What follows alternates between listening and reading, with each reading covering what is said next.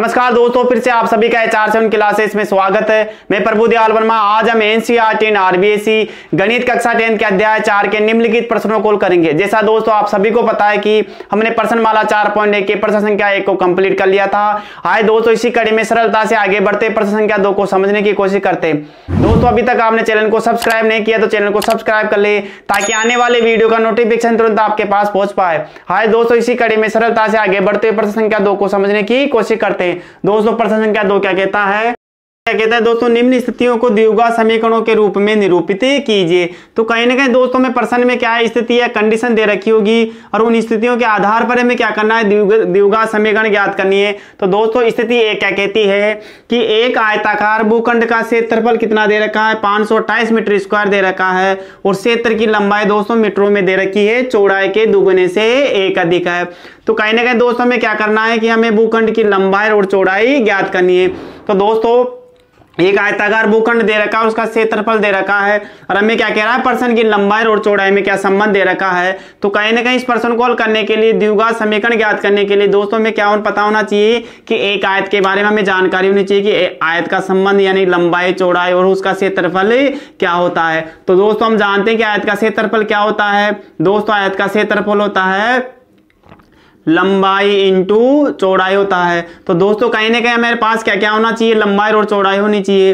अब दोस्तों यहाँ पे देखो, भूखंड का क्षेत्रफल कितना दे रखा है, 528 मीटर स्क्वायर। तो दोस्तों हमारे पास क्षेत्रफल तो है कितना, 528 मीटर स्क्वायर। हमें क्या पता होना चाहिए दोस्तों, क्षेत्र की यानी कि आयताकार भूखंड की लंबाई और क्या होना पता होना चाहिए, चौड़ाई पता होना चाहिए। तो दोस्तों कहीं ना कहीं हम क्या मान ले, किसी भी एक यानी कि मैं मानता हूं x को क्या मान लिया मैंने, x मीटर। इसकी चौड़ाई कितनी है आयताकार भूखंड की, x मीटर है। तो दोस्तों अब प्रश्न में देखो संबंध क्या है, क्षेत्र की लंबाई चौड़ाई के दुगने से एक अधिक है। तो कहीं ना कहीं दोस्तों अगर चौड़ाई x है तो लंबाई क्या हो जाएगी, दोगुना है, तो कितना हो जाएगा 2x। अच्छा और क्या कह रहा है दोस्तों, दुगने से एक अधिक है। तो दोस्तों इसमें एक जोड़ने पर दोनों क्या, तो दोस्तों कहीं ना कहीं चौड़ाई और लंबाई का संबंध हमें पता चल गया।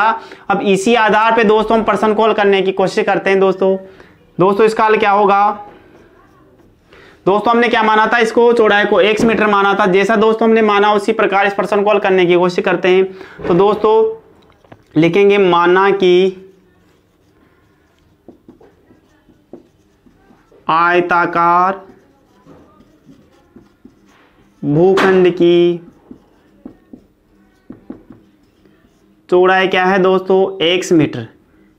कितनी है दोस्तों, x मीटर, मीटर में दे रखी है दोस्तों। तो कहीं ना कहीं चौड़ाई कितनी हो जाएगी, x मीटर।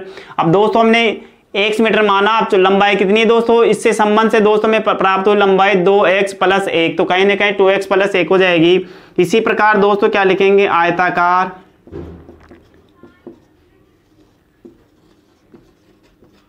भूखंड की लंबाई क्या हो जाएगी दोस्तों, लंबाई हो जाएगी 2x प्लस 1। ये क्या हो जाएगी, ये भी मीटर में। तो दोस्तों कहीं ना कहीं अब क्या है, जैसा प्रश्न में दे रखा है दोस्तों उसी संबंध से दोस्तों इस प्रश्न को हल करेंगे। प्रश्न में हमारे पास क्या दे रखा है कि आयताकार भूखंड का क्षेत्रफल कितना है, 528 मीटर स्क्वायर। तो दोस्तों लिखेंगे प्रश्नानुसार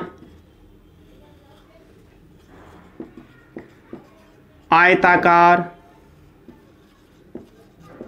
भूखंड का क्षेत्रफल कितना है। क्या होता है दोस्तों, हम जानते हैं कि लंबाई को चौड़ाई से गुणा कर दिया जाए तो आयताकार भूखंड का क्षेत्रफल प्राप्त हो जाएगा। अब दोस्तों करना कुछ भी नहीं है, जैसा है वैसा मान लिख देंगे। हमारे पास आयताकार भूखंड का क्षेत्रफल कितना है, 528 मीटर स्क्वायर। तो दोस्तों यहां लिख देंगे 528 मीटर स्क्वायर।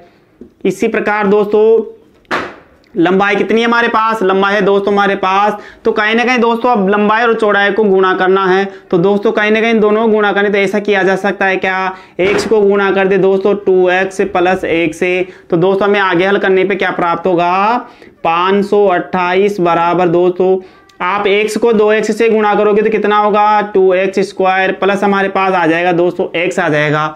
अब दोस्तों अब यहाँ देखो दोनों पक्ष बराबर है, दोनों बीच में क्या है, बराबर का चिन्ह है दोस्तों। तो कहीं ना कहीं से यह लगा के ऐसा लिखा जा सकता है क्या, 2x स्क्वायर प्लस x बराबर क्या आ जाएगा, 528। अब दोस्तों करना क्या है, हमें प्राप्त क्या करना है दोस्तों, द्विघात समीकरण प्राप्त करनी है। और द्विघात समीकरण का व्यापक रूप क्या होता है, A X square plus B X plus C बराबर 0। तो दोस्तों कहीं ना कहीं अब इसे 0 के बराबर रखना है, तो दोस्तों इससे पक्षांतर करना होगा। अब पक्षांतर करने पे दोस्तों ये साइन बदल जाता है, ये किसका है प्लस का, तो ये किसका हो जाएगा माइनस का। तो दोस्तों कहीं ना कहीं इस प्रश्न को यहाँ हल करने की कोशिश करते हैं। दोस्तों इन सभी प्रश्नों को हल करना बहुत आसान है, आसान तरीके से हल किया जा सकता है। दोस्तों इनका बारंबार अभ्यास करें। दोस्तों इसे पक्षांतर करो, क्या हो जाएगा, तो ये हो जाएगा 2x स्क्वायर प्लस एक्स दोस्तों माइनस 528 बराबर किसके हो जाएगा दोस्तों 0 के। तो दोस्तों कहीं ना कहीं यही क्या होगा, इसका हल होगा। तो लिख देंगे दोस्तों, अतः द्विघात समीकरण 2x square plus x minus 528 बराबर 0 है। और ये क्या होगा दोस्तों, इसका आंसर होगा। तो कहीं ना कहीं दोस्तों हमने प्रश्न को आसान तरीके से समझने की कोशिश की।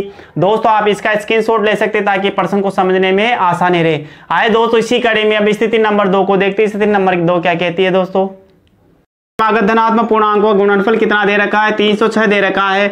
हमें क्या प्राप्त करना है, पूर्णांकों को ज्ञात करना है। दोस्तों हमने कक्षा 9th में पढ़ा है कि पूर्णांक संख्या क्या होती है, ऐसी संख्या दोस्तों जिसमें क्या आ जाए, धनात्मक संख्या शामिल हो दोस्तों, ऋणात्मक संख्या शामिल हो दोस्तों, और कौन सी होनी चाहिए, साथ में साथ शून्य संख्या हो। ऐसे संख्या का समूह क्या कहलाता है, पूर्णांक संख्या कहलाता है। तो दोस्तों अब प्रश्न क्या कहता है कि क्रमागत होनी चाहिए और कौन सी धनात्मक होनी चाहिए। तो दोस्तों कहीं ना कहीं समझने के लिए कुछ उदाहरण यहाँ लेते हैं, जैसे -5 -4 -3 -2 -1 0 1 2 3 4 5। अब दोस्तों कहीं ना कहीं ये भी अनंत जाएगा और उधर भी अनंत तक जाएगा।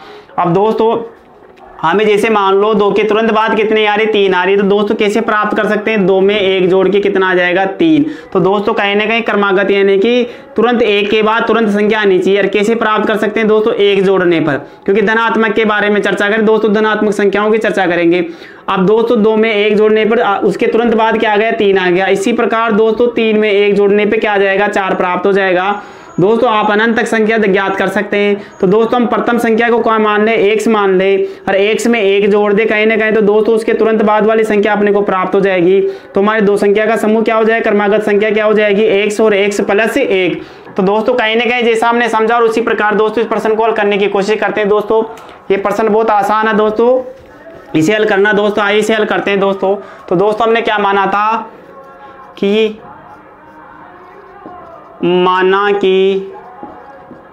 दो क्रमागत, कौन सी दोस्तों, क्रमागत, और कौन सी होनी चाहिए, धनात्मक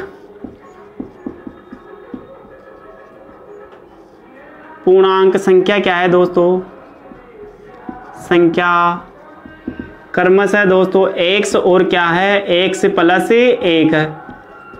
अब दोस्तों अपने पास क्रमागत संख्या पूर्णांक धनात्मक संख्या आ गई दोस्तों। तो कहीं ना कहीं दोस्तों इसको प्रश्नानुसार करते हैं दोस्तों। प्रश्न क्या कहता है, प्रश्नानुसार दो क्रमागत धनात्मक पूर्णांकों गुणनफल कितना दे रखा है दोस्तों, गुणा करने पर 306 प्राप्त होता है। तो दोस्तों लिखेंगे दो क्रमागत धनात्मक पूर्णांकों का गुणनफल कितना है दोस्तों, 306 दे रखा है। अब दोस्तों अपने पास पूर्णांकों गुणनफल कितना है दोस्तों, 306। तो मैंने 306 लिख दिया। अपने पास धनात्मक क्रमागत धनात्मक संख्या क्या है दोस्तों, x।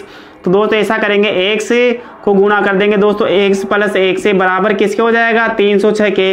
अब दोस्तों यहाँ x को किससे करना है, x से तो प्राप्त करेंगे दोस्तों x स्क्वायर प्लस क्या हो जाएगा, x बराबर कितना हो जाएगा, 306। अब दोस्तों हमें प्राप्त क्या करना है दोस्तों, प्रश्न 1 के अनुसार दोस्तों, जैसा प्रश्न 1 में किया था उसी प्रकार द्विघात समीकरण प्राप्त करनी है दोस्तों। तो हम जानते हैं द्विघात समीकरण का प्राप्त होगी ax square plus bx plus c बराबर किसकी हो जाए, 0 के बराबर हो जाए। तो दोस्तों इसे ही पक्षांतर करेंगे दोस्तों, तो अपने को प्राप्त होगा x square plus x minus क्या हो जाएगा, 306 बराबर किसके हो जाएगा दोस्तों, 0 के। तो दोस्तों कहीं ना कहीं हमारे द्विघात समीकरण क्या हो जाएगी, x square plus x minus 306 बराबर 0। तो दोस्तों कहीं ना कहीं इसे लिख देंगे, अतः द्विघात समीकरण x square plus x minus 306 बराबर 0 है।